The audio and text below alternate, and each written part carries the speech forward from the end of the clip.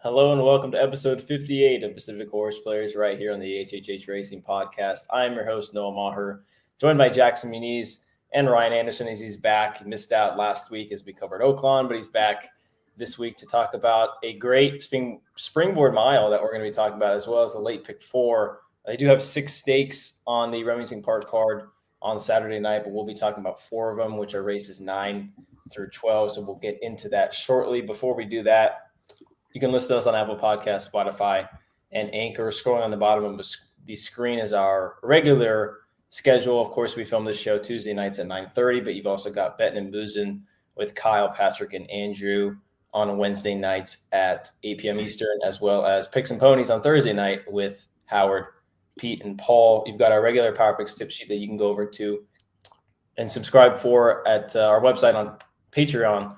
Power Picks, you get 2 cards, grids, ABC grids, all that good stuff, spot plays, you name it. And not only do we have our regular Power Picks available, but we do have our yearly subscription for our Team HH members that is now live for the year 2026. Just go to our website. You can find out more about that. And then we have a repeat banner because that's just what I do around here. Go to our website. That's all you got to do. And then last thing to mention, we got Weekend Warriors back. I know we were supposed to do Weekend Warriors last week for Turfway. Unfortunately, we had some shaky weather up here in the, what would you call it, the east, the southeast? I don't know what you would call Florence, Kentucky. But we're running back Sunday, 6:15 to 7:45 Eastern. Turfway's got that repeat card. They got those synthetic championships, and I know they've got that new contest that they just implemented to kind of get that back up and running. So $750 entry, $500 bankroll, $250 to the prize pool. Gets you into this year's NHC. So go ahead and check out that tournament as well as Weekend Warriors that we'll be doing during those races and at that time. Gentlemen, before we start, I got something I want to share with you all. You guys ready? Oh, God. No. Nervous. And put this on the screen, ladies and gentlemen. Mr. Ryan Anderson wins his first seat today at Mahoning Valley. People on horse racing Twitter are calling him the king of Mahoning Valley. I did see someone say that. Yeah, someone did say that. I know the respect is there. A lot of props to Ryan for getting that done. And obviously, Ryan, we got to start it with you. How does it feel being in the glory?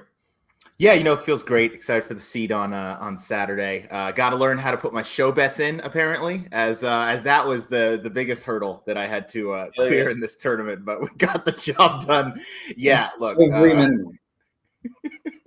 hit all the minimums, though. I hit all the minimums, but I missed every single one. But we're all right. So I'll get the I'm practicing my show bets from now until Saturday. Nothing but show bets coming your way. So. By the time Saturday rolls around, I'll be dialed in. We've got a comment from our good buddy Matt Miller. He says, "Congrats to Ryan for his first tournament win, taking a major step on the way to becoming a full Jedi. Not trusting him yet with a lightsaber, but still clearly needs to help with the show laxing. And show laxing typically involves only show wagers, not win wagers. But hey, you got there. Doesn't matter. Hey, got there. By any means necessary. So." Why do you still have 3 active bets, by the way? What the hell are you betting on at this hour of the night? You need help. That was like 3 hours ago, okay? Don't look at the fact that... It's a live scroll. What do you mean it's 3 hours scrolling. ago? You're actively moving on the page. What are you talking about? It says you have 3 active bets as you are actively scrolling the leaderboard. What do you mean these bets were from hours Those ago? are not active. I can What are you betting? Walla Walla, Australia? I don't know, man. Then. If you're so confident it's not active, click on it. Okay, click on it. Yeah, there you go. Oh, all right. You got left. What a start to the show. Jackson, I know you got 2 seats to Saturday, and obviously I got the one on Sunday that we previously mentioned. I have a feeling that you're not going to let that guy. You're gonna let it be known that Ryan's going to be taking his talents to the big leagues. Yeah, I think I technically have 3 or 4 seats to Saturday, but only can use 2, unfortunately. But no plans to let Ryan have the big one on Saturday. He can earn it. He can earn it. I was never going to ask you for one. No, I mean the finishing first and on Saturday. Oh, yeah. Well, we'll see when the gates open. We'll know. Bring it. Better break good, Ryan. Race 9 is where we will start our discussion. Obviously, like I said, they've got stakes in the 7th and the 8th, but they are both for Oklahoma breds, and one of them there is very likely going to be a 1-9 shot. So we're not going to talk about those races. We'll start with the Toby Keith Stakes, which is a great name, by the way. $75,000 purse, a mile on the main track at Remington Park. It's for the straight 2-year-old fillies, and we got a field of 6 with the favoritism going to the number 5, Miss Call, for Chris Elliott and Kenny McPeak at 8-5. Just her inside is the second choice, Not a Lady. Don't ask me how that works if you're a 2-year-old filly. For Eric Asmussen and Steve Asmussen at 2-1. Let's see who we are going with to kick off the pick 4 down in Oklahoma. I'm going 5-1-4. Jackson's going 5-3-4, and Ryan's going 5-2-6. Let's go to Lil Bro to talk about the number 5, Miss Call. I think going to yourself? No, we're going to Jackson. I guess the first thing we got to mention is we're not exactly sure if this filly's going to run here or not. Yeah, I mean, she's cross-entered in the stakes race at Fairgrounds on Saturday, but that race is $100,000. This one is $75,000, and I got to think she's going to be odds on in this race. And for being not that much less money in this spot, I would think they're going to run in this spot. And if they do, she's going to be very tough. I mean, this field just did not come up particularly strong, and her last 2 races are pretty good.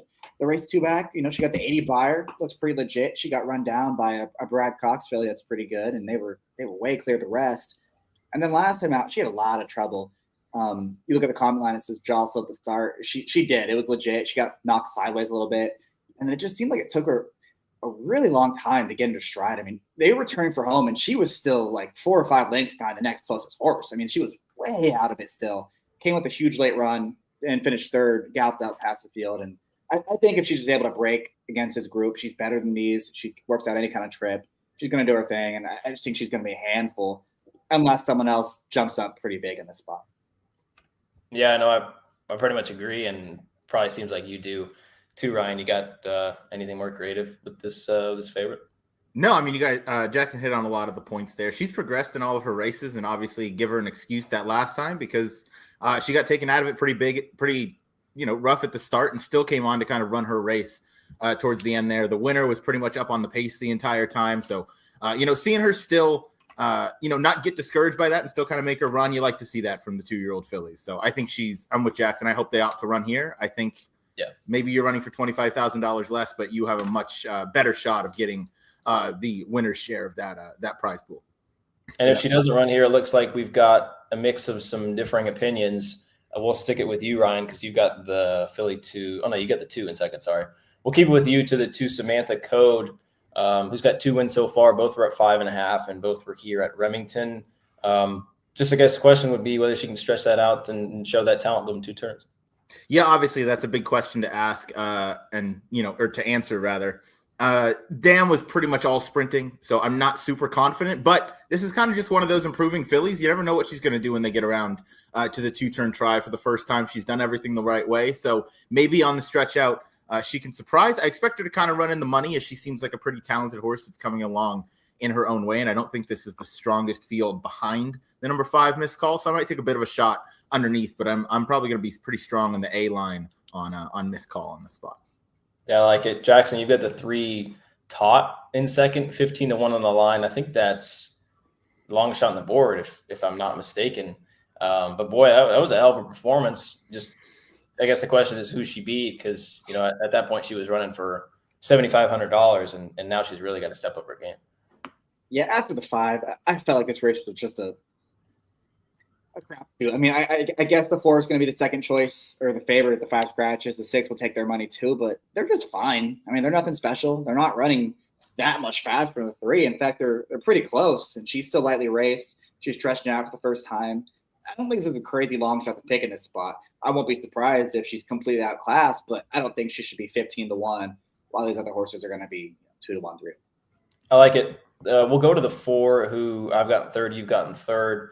She had a pretty good win here at Remington when she ended up beating that allowance field by 6 3/4. She kind of got things her own way. But then, she came back in that race at Delta Downs. I know the horse she lost to, Actus, I believe she's an Amos filly who's going to run in the race that Miss Cult is cross-entered, which I think, if I'm not mistaken, is the Untappable. Maybe somebody can look at you.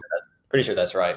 I think she's one of the more logical. So obviously, Actus is a pretty decent 2-year-old filly at that point. So really nothing to sneeze at in running second to her by almost 5 lengths. So comes back to a more reasonable spot. Obviously, Steve Asmussen, he keeps a pretty good string, or a pretty quality string down at Remington most parts of the year. And obviously you can see he's had 263 runners for the year. So obviously he's got a lot of horses in general, but obviously he points some decent prospects over to Remington Park. So I think she's got a shot. I was kind of with you, Jax. I thought it was a little bit murky underneath the 5. I like the 1 in second, who I'll talk about in a little bit. But Ryan, you've got the 6 in third. I guess it's kind of another alternative. And that patented zero buy angle we saw it last time, where she didn't fire at all at Keeneland, but obviously blew the doors off that field at Zia. Yeah, came right back at Zia Park in that maiden special weight effort and did everything the right way, blew the doors off of them, as you said. So could take a nice step forward here. I do like the breeding on this one a little more for the 2 turns. I like Stuart Elliott being aboard. That's a main rider for Asmussen down at Remington Park. And you got the father-son duo on the 5 and the 6 just breaking right next to each other. So we'll see if maybe they throw hands out of the gate. I doubt it, but maybe. And then one of the 6 that we haven't talked about yet is actually the horse, if the 5 doesn't run, might be the one that I'll be betting. And that's the number 1, Alisal. Oh boy, this is really a great start. I don't know really what to make of the fact that they've tried to be on turf 3 times, and it either got rained off or couldn't run on the turf for whatever reason. I liked her last race a lot. Now I know it's a little bit slow on the buyer. But the time form, obviously she's got some progressing numbers. The time form's really not super far off of anybody else in here but the 5. And she was wider than wide that day. Broke from post 7, was up and on the pace. The horse that she was dueling with was nowhere to be seen. And then the horses that ran 2nd and 3rd, Aunt Penny and Tizit 10 IC, got both really good inside trips, while she had to, go 3 wide, 4 wide around the track the whole time. So I'm a little forgiving that the number is a little bit lighter. Obviously she's improving. She gets the inside post, and she's got speed, obviously, to get herself in good position. So, if the 5 doesn't go, or if the 5 is just a big number, I'd probably maybe play a 5-1 or sprinkle a little win bet on the 1. So that's kind of the direction that I'm going to be going in the Toby Keith. So we can go ahead and move on to the next race. And I've hosted thousands of times, so I don't know why I'm struggling. But I'm going 5-1-4. Jackson's going 5-3-4, and Ryan's going 5-2-6. Next race that we're going to be talking about is the She's All In Handicap. Another $75,000 purse. We've got older fillies in there. Is going 1 mile and 70 yards. You can see the morning line favorite is a horse that we're all too familiar with, and the number 1, Take Charge Milady, for Chris Elliott and Kenny McPeak at 2-1.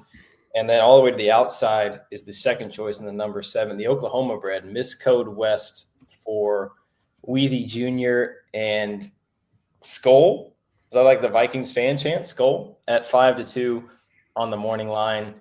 Yeah, we'll hit the Skull when this horse crosses the wire first, because I have actually got her on top. I'm going 7-2-3. Jackson's going 3-1-7. Oh boy, here we go with the copying. Ryan's going 3-1-7 as well. Ryan, I'm going to let you go first to beat the allegations of this, copying scandal. You're going with the other Oklahoma bred. You're going Take Me Serious for Ariama and a Folter at 5-1. Yeah, look, the copying scandal's just ridiculous, because none of us see our picks before this show. So if anything, I think Noah just tries to change his to not copy us. But either way, I think Take Me Serious is the horse that I'm gonna want on top here. I think Take Charge Milady, while a lot of her earlier 3-year-old races compare really well and go really deep in here. I think coming off the bench in this spot, it's not like she's meeting a bunch of nobodies. Yes, she's meeting a little bit lesser, but Take Me Serious is a horse that's in a really good vein of form right now, has really done very little wrong in those last 5 starts. Toss out the 1 in the stake race at Will Rogers Downs, and there's really not a bad race on the page that you can see. So I just feel like this is that kind of consistent horse that I want to see. I feel like 2 turns is clearly no problem. She's won her last 2 by open lengths, and I think she's kind of going to get the jump at on Take Charge Milady, and that might be just enough to kind of get the job done. Jackson, before you go into why you like this horse, can you read that comment on the screen for our audio listeners? Yeah, it says missed call from the race previous is going to go to Fairgrounds on Saturday. So that's certainly going to open up race 9 quite a bit with her coming out of there. Definitely. Yeah.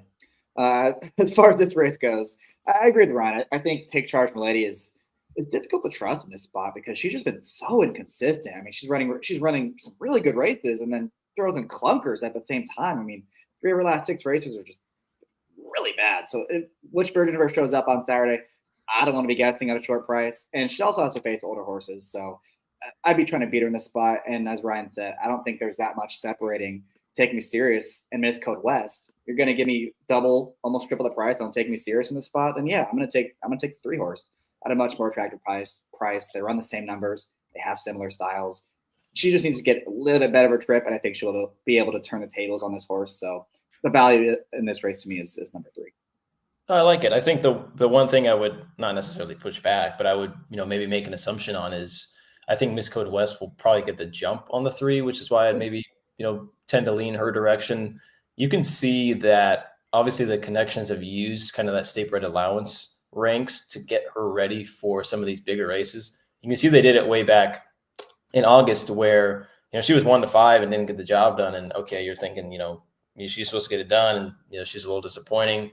Maybe not up to standards going into the race, but then she comes back and fires big. And I would think this would kind of be the same case as she lost at 4-5 last time, but it was 6.5 furlongs, and the one before that was 6.5 too. So obviously she likes to go that 2-turn distance. Obviously she likes it here at Remington Park.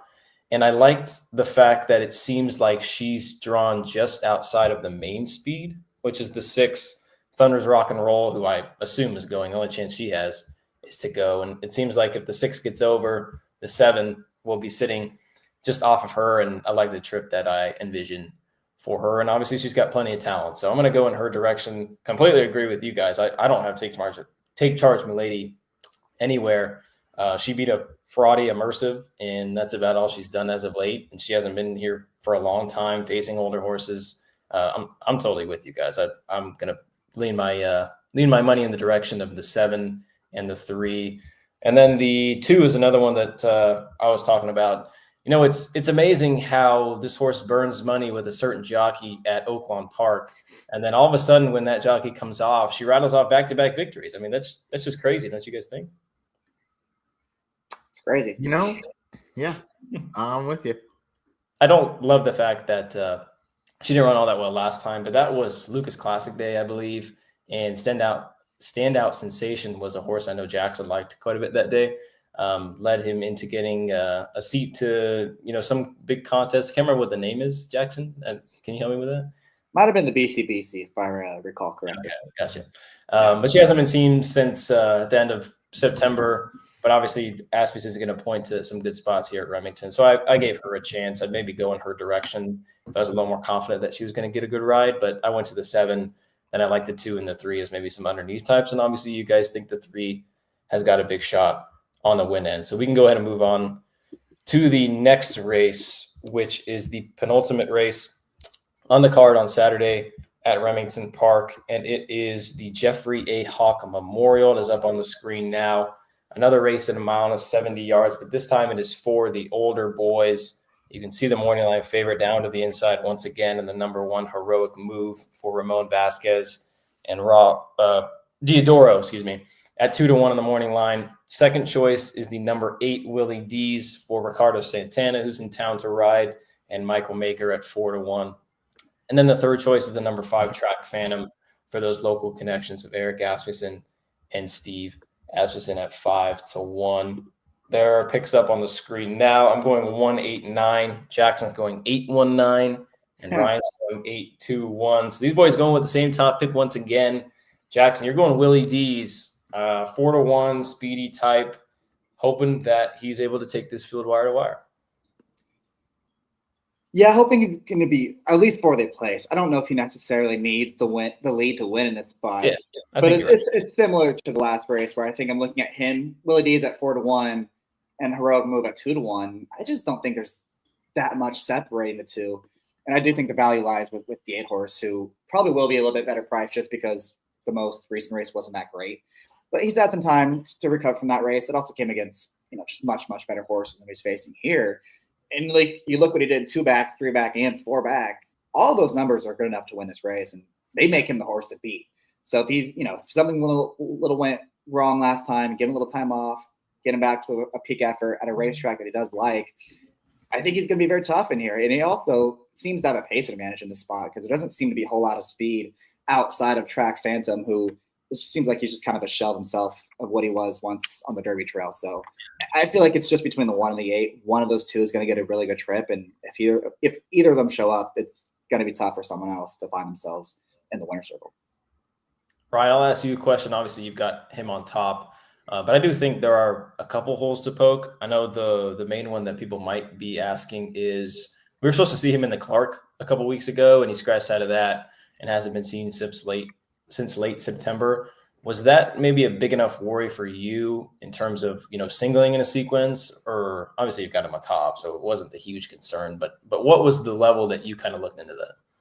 Yeah, I didn't hear that anything went wrong when he missed the start in the Clark. I know Meagher had 2 in there. Both of the runners had speed, so they both kind of had – I think – I don't remember if we covered it on this show or one of the shows that we did on the Gallop Out, but we talked about how it was a little bit odd to see 2 Meagher horses, both with speed. So Willie D's ended up scratching. I want to even say he drew the rail that day. So it kind of made sense that we weren't going to see him there.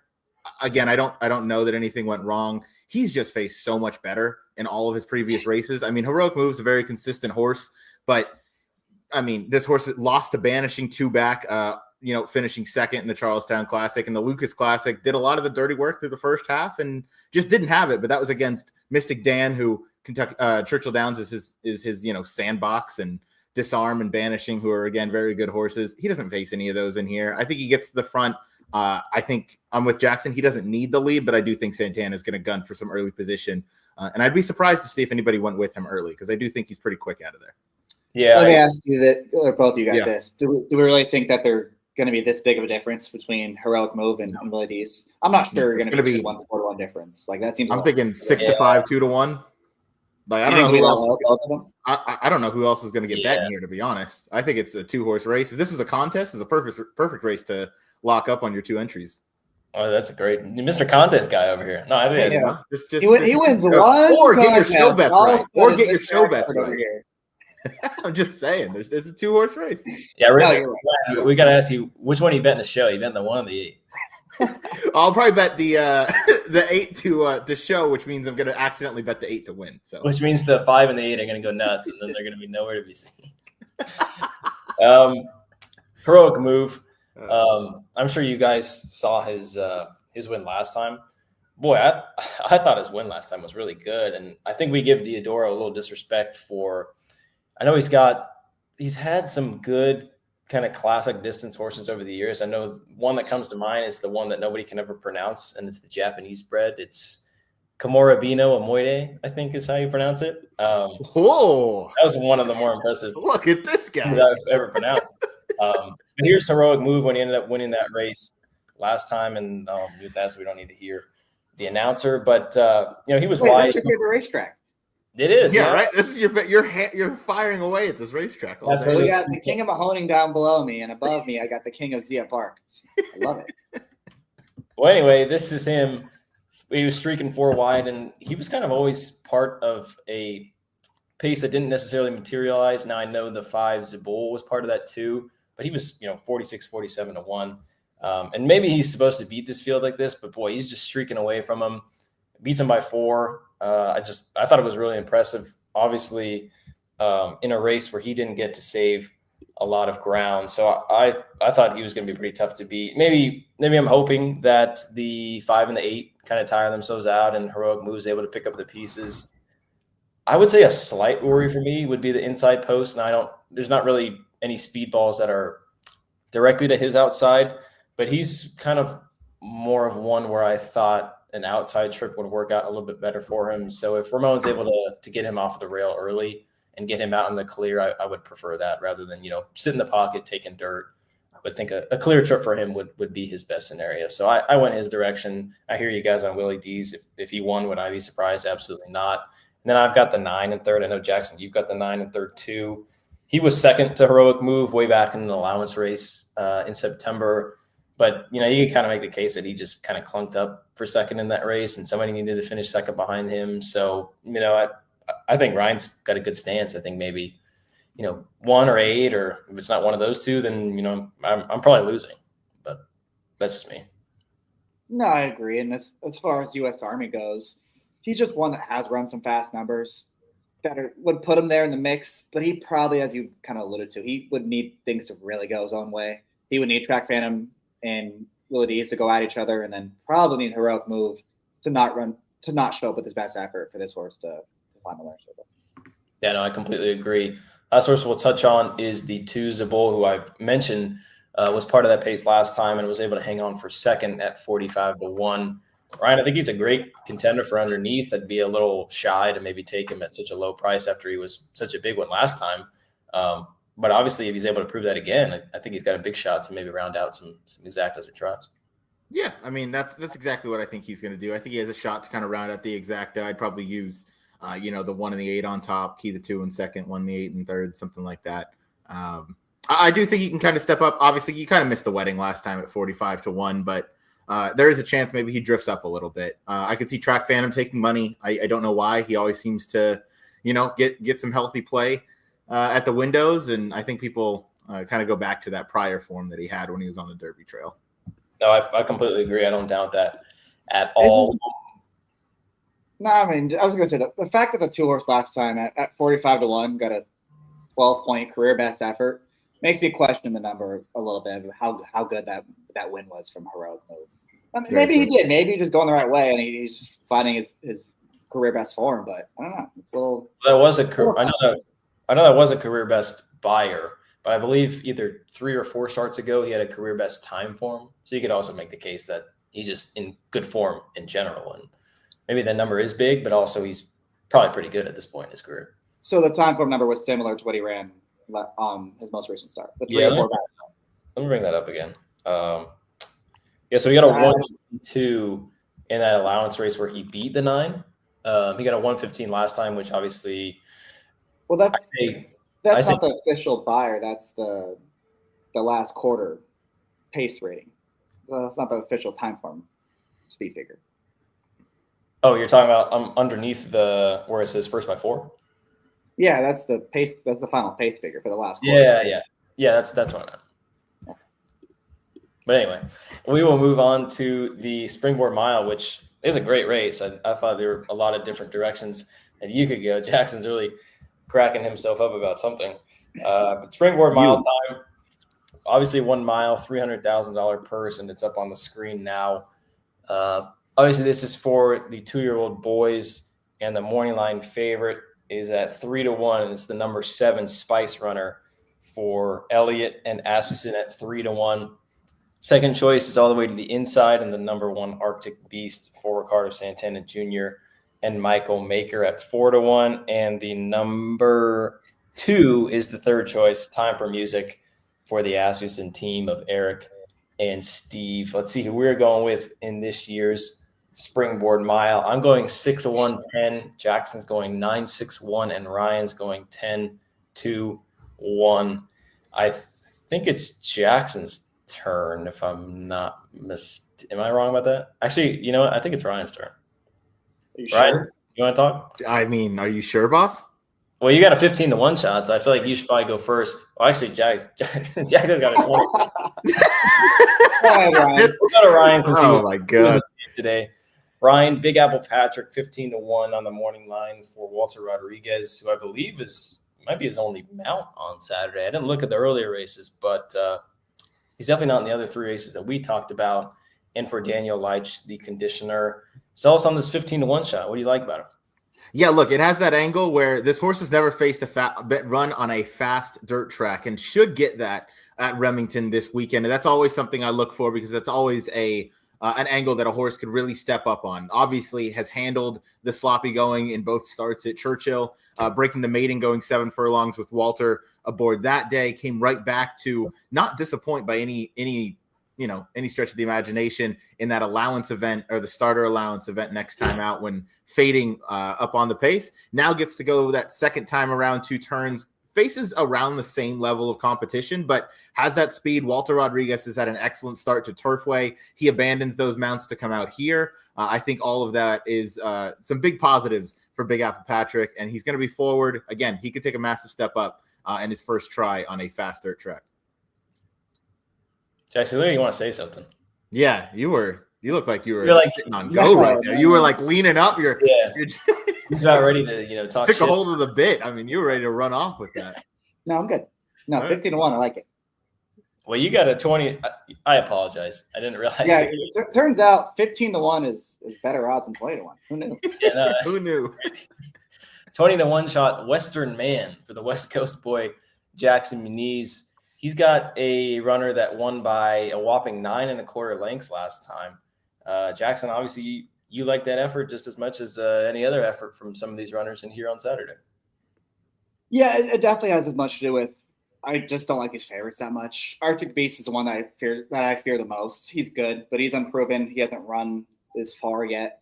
The 2-horse Time for Music, I don't need that horse at all. I think he's very dressed up and just not that good. And then the 7-horse is Spice Runner, who is your more in line favorite, coming off a really poor effort just a couple weeks ago at Churchill. Even his races before that, I just thought they were just okay. So I felt like this race was kind of ripe for an upset. It's big full field. A lot of them want to go forward.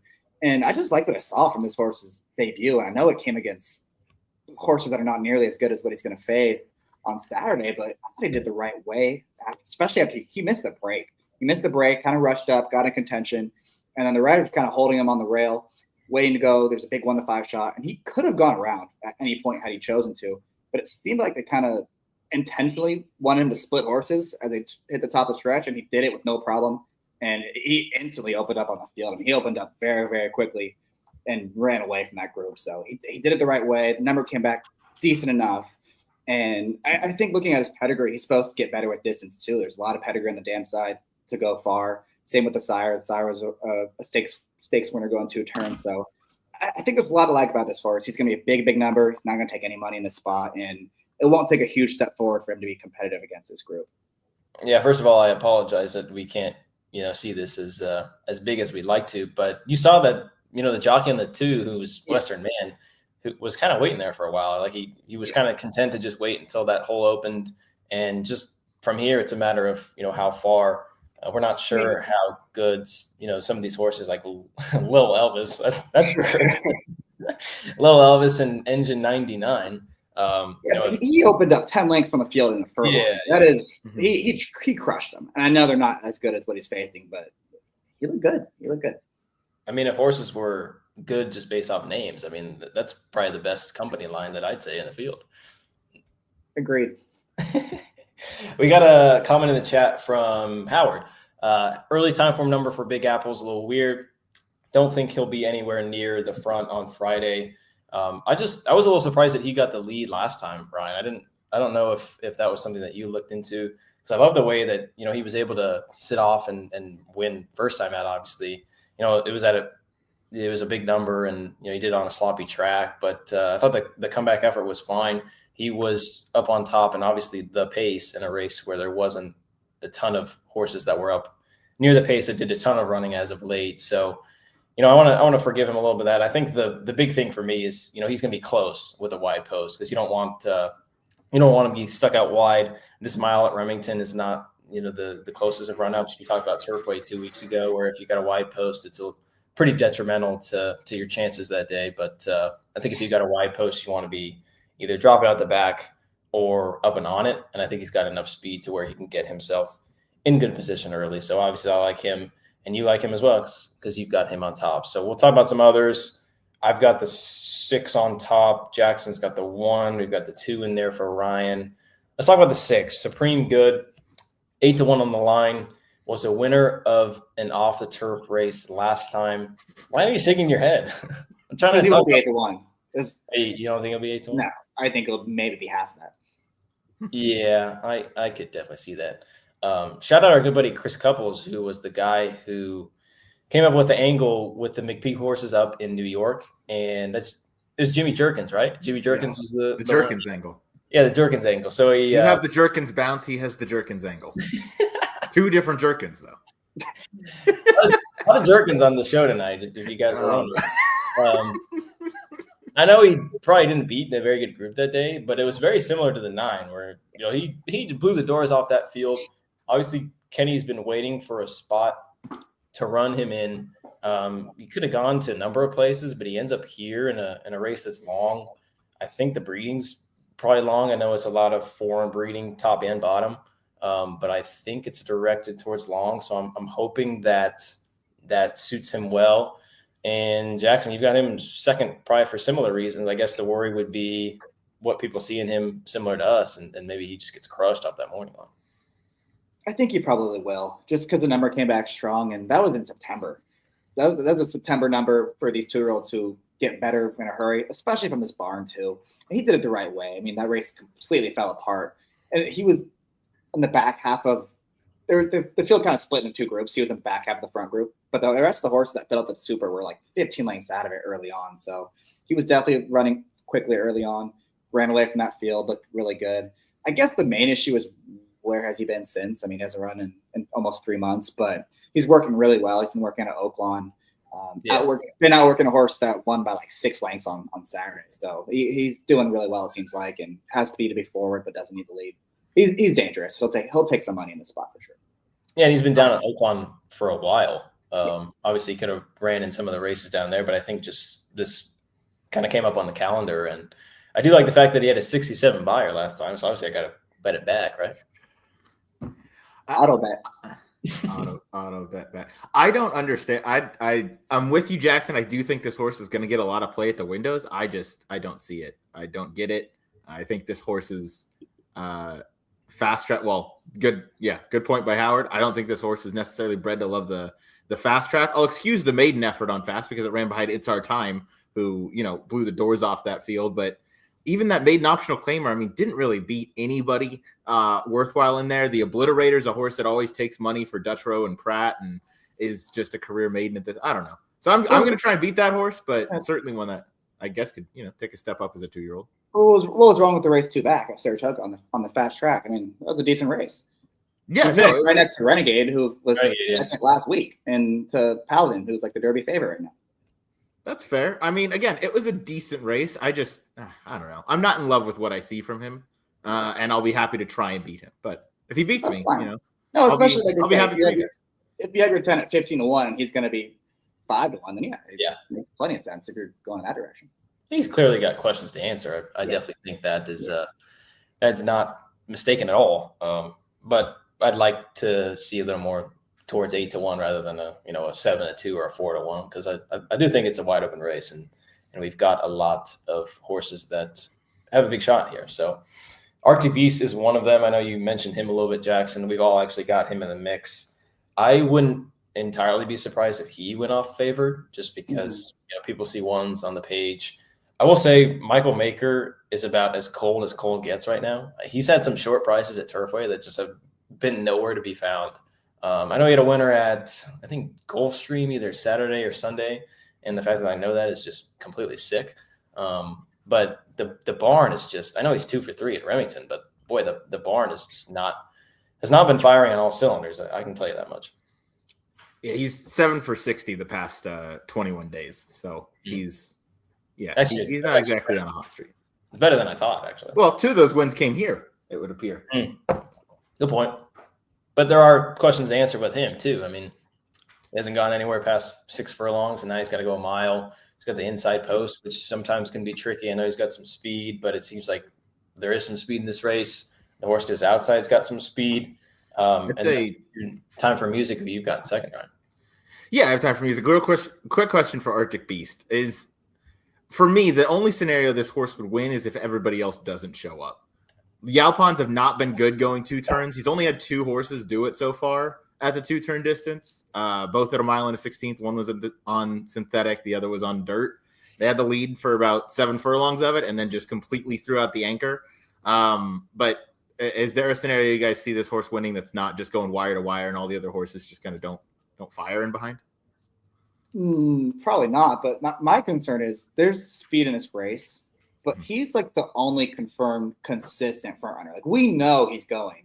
And looking at the rest of the field, like a lot of these horses can go, but they've also been effective from coming a little bit off of it too. And with the sprint speed and the rail, like if he just sends out of there, I just feel like they just might just leave him alone up front. And maybe he doesn't want to go the 2 turns and he gets beat anyways. But that's my worry with him about him getting loose in the spot. Yeah, that's fair. Yeah, I think that's virtually the only way that he can beat this field. If he wires them, they let him go and nobody comes running late. But then again, on the other hand, I'm not sure I really want to find that out at 5-2 because obviously we've talked about some other runners at big prices that have big shots in here. So I'd be looking elsewhere. Obviously, got the 6 on top, but I think we all mutually have some respect and think the 1's got a decent shot in here. We've got some talk about the 2 in the race. I think that's the last one that we've got to talk about. So Ryan, finish us off with the number 2, Time for Music. Yeah, this is another one that's just getting better. Ran well last time out. Obviously, you see the inflated odds price, but that's because It's Our Time was in that race, who was, again, a bit of a no-show, or a complete no-show, I should say. So I'm going to kind of disregard the odds, but this horse has all the steady progression that I like to see. Obviously, no Lasix, but not this time. They win just everything. There's going to be a jet engine sound as my Roomba is I don't know, emptying the fan or something. That's ridiculous. But this is one that I think is going to be flying late. It does have the run style that I like in here when you have a few pace setters that are going to be forward and you're not sure if they're going to last. I know Time for Music is going to be finishing. So I want to include this one on my tickets for sure. I like it. And another one that we talked about that's got a big shot in the Springboard Mile. I'm going 6-1-10. Jackson's going 9-6-1, and Ryan is going 10-2-1. We will go to best bets, and we will go with the champ. Ryan's going first. He's going with a win bet about top pick that he just talked about in race 12, Springboard Mile. He's going with the win bet on the number 10, Big Apple Patrick. Yeah, I like a long shot in the biggest mile or biggest race of the night. So I'll save my gunpowder for here. I might even throw a little 8-1-8-10 double in here if I'm feeling froggy and want to leap. But yeah, I got to place a little bit on Big Apple Patrick. Well, you're going to crush it at Fairgrounds on Saturday in the contest. That's right. So you're going to have all this money to play with. You're going to be firing. That's right. Yeah, I'm going to be firing at Remington. I'll be like you, firing at Zia Park for absolutely no reason. Yeah, you're going to be like Matt and have half the win pool in the winner. Exactly. I like it. Jackson, we'll go to you. You're going with a win bet as well, but you're doing in the race prior, race 11, with a win bet on the number 8, Willie Dees. Yeah, I just think he's more likely to win than Heroic Move, and I don't know if the race is going to necessarily be bet that way. I think he's going to be a bit of a better price. He's got faster numbers overall. I know his most recent one wasn't great, but his overall resume, he has been consistently faster. He's got the pace advantage, and he's got a better post. So I think he's got a lot of things going for him in that spot, and hopefully he shows up in this race on Saturday, because I know he's cross-entered somewhere else too. So we'll see where he shows up. Oaklawn, yeah. Yeah, I like it. Good luck with your best bet. I'm going with a best bet in race 12, and it is a similar bet to Ryan, but it's on a different horse. It's a number 6, Supreme Good, who he doesn't like at all. But maybe the 10 wins for him, maybe the 6 wins for me, or it could be a number of others. But I think hopefully with the open nature of that race, you get a decent price close to 8-1. I'm hoping maybe 5 or 6 at the least, maybe 7. But I like this win last time. Obviously, big question of whether that field was any good that he beat in that off the turf race at Aqueduct, but he's been training consistently. He's been training well.